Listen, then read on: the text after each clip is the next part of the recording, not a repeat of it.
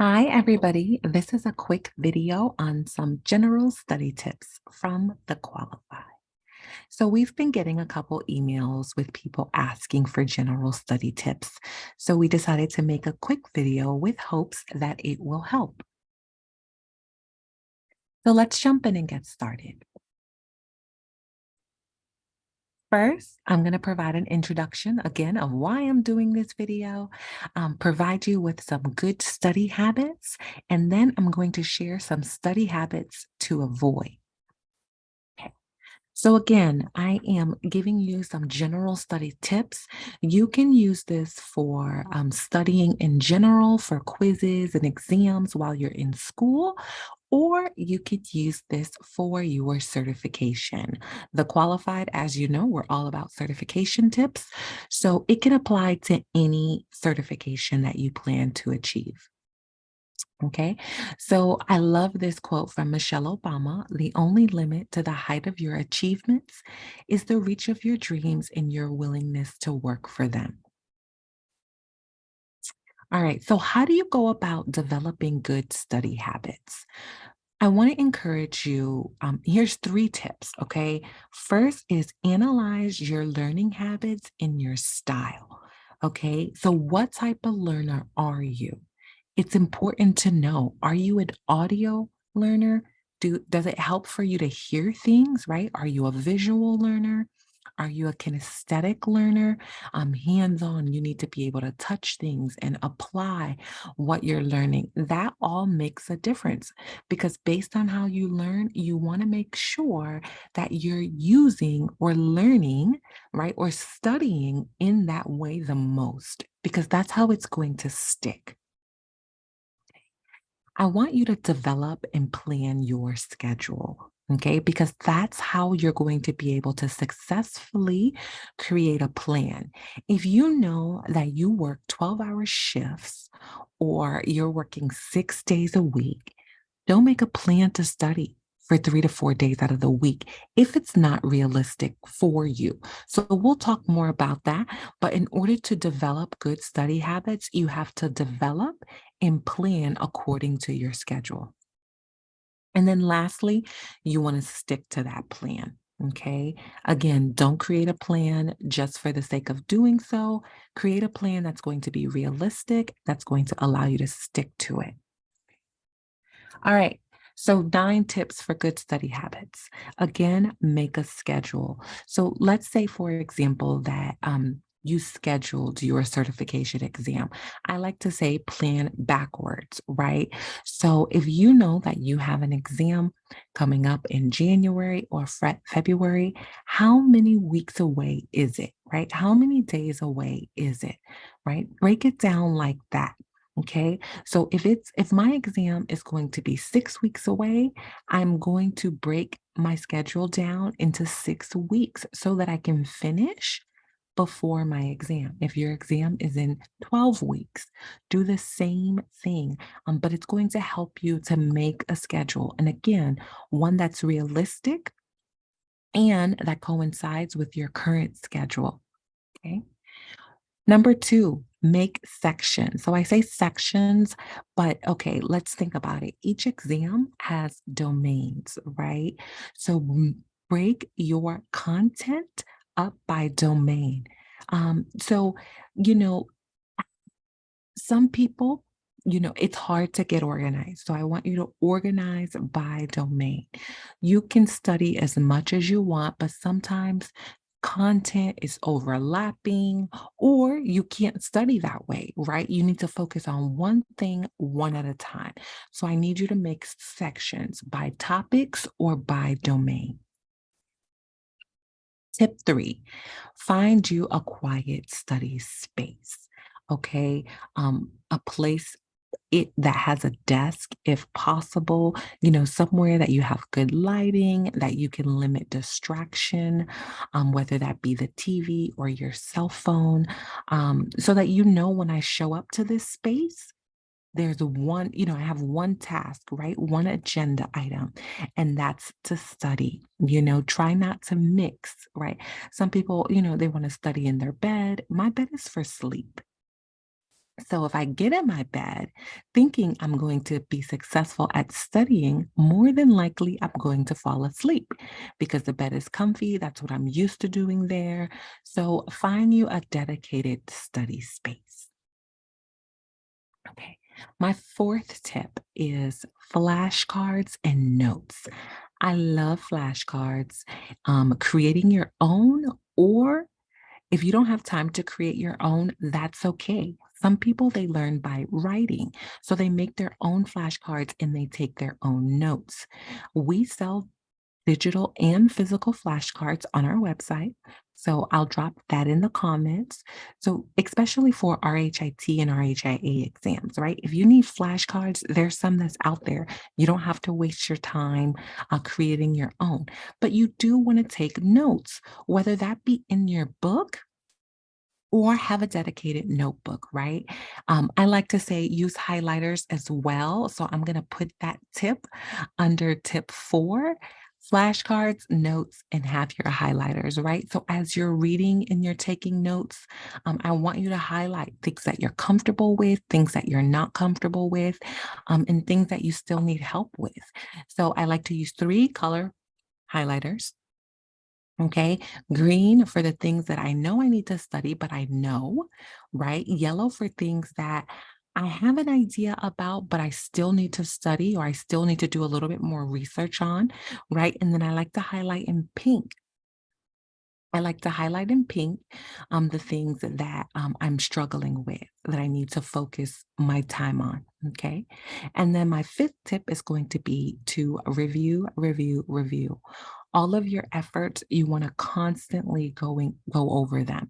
You want to constantly go over your notes. You want to constantly review your flashcards, right? That's the whole point of studying. But again, you want to review based on the way that you like to review.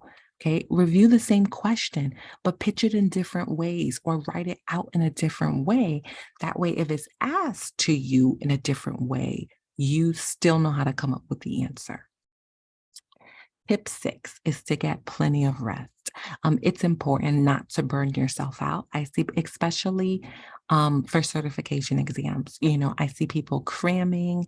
I see people, studying all day after work, not giving themselves a mental health day, not giving themselves a day off.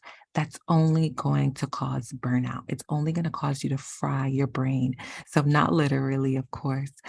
So just make sure that you carve out time for mental health days and to get rest. Okay. We don't want you showing up to your exam or on exam day and you're tired.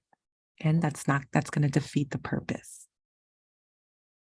All right. So number 7, I know you guys are going to give me, give me slack about number 7, eating healthy, especially if eating healthy is not what you do.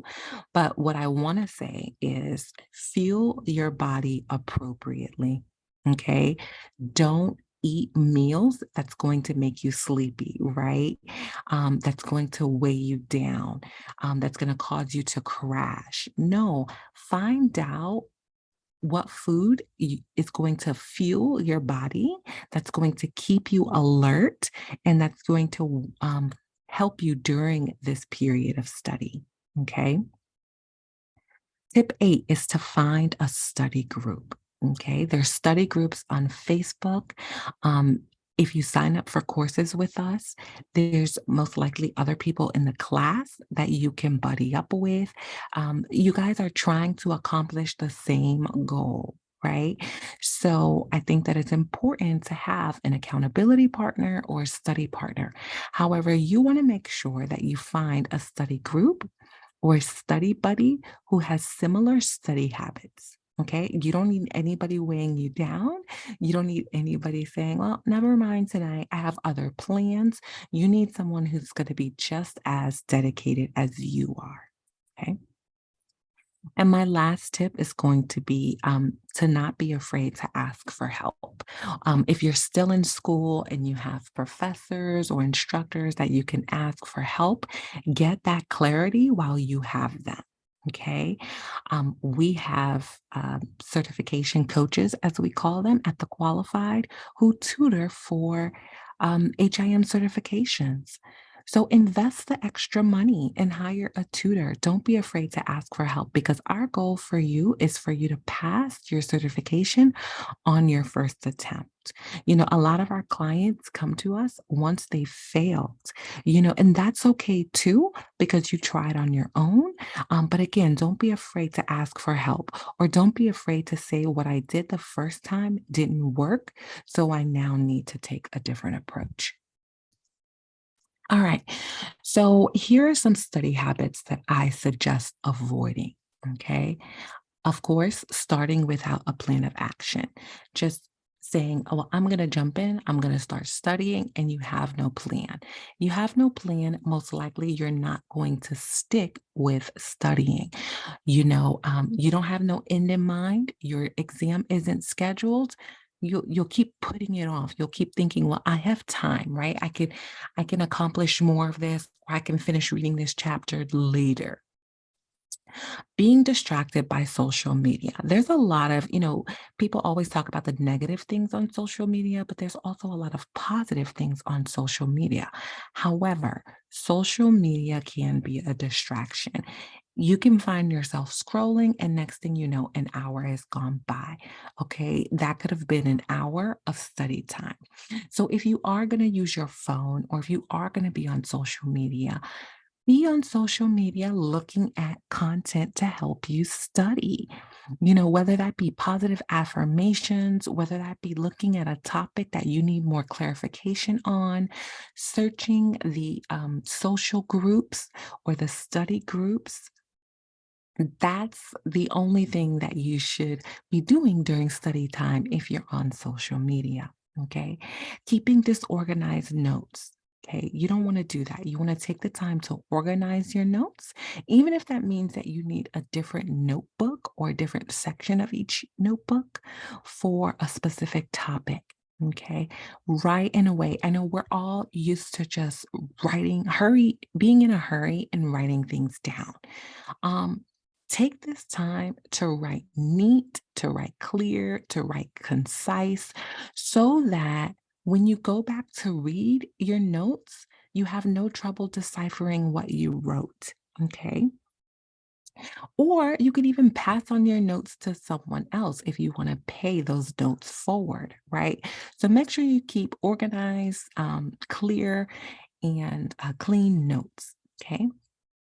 Not asking for help, that's a study habit you must avoid because how are you going to learn it if you don't ask? You're not going to mysteriously learn it, okay? So take the time to get clarification, to ask for help, to do research, okay? Not learning from your mistakes. Okay, this is why you take practice exams. This is why you're doing practice questions in the book, because you want to see one, how well you do, right? And then you want to learn from those mistakes. You want to learn from those answers that you didn't answer correctly.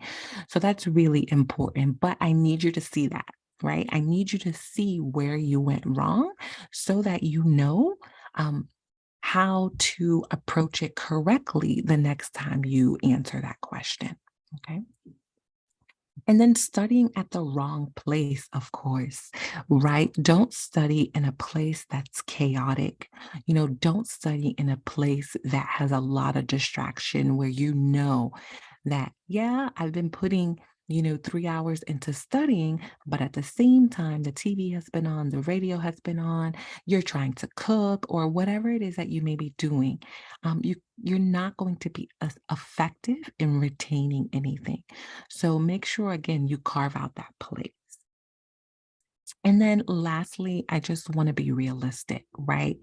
You don't want to make excuses. Stop or just stop. If you're one of those people who make excuses, stop making excuses. Okay. And I know it's easier said than done, right? But because all of our lives are busy, we all have things that we're trying to do, we're trying to accomplish, um, but we make time for it. It's all about your priorities. What's your priority right now? I get clients who want to study for a certification, right? Because they want a higher paying job, but at the same time, they want to look for a new job. Which one do you want first? Sometimes you have to make those hard decisions. But ultimately, as I said before, stop making excuses. All right, so this is going to be my reminder to you. Obstacles cannot stop you. Problems cannot stop you. We all have them. Most of all, other people can't stop you. Only you can stop you. All right, so I hope these tips help. Visit us online at our website, www.the-qualified.com, and let us know how we can support you on your journey to earning certification.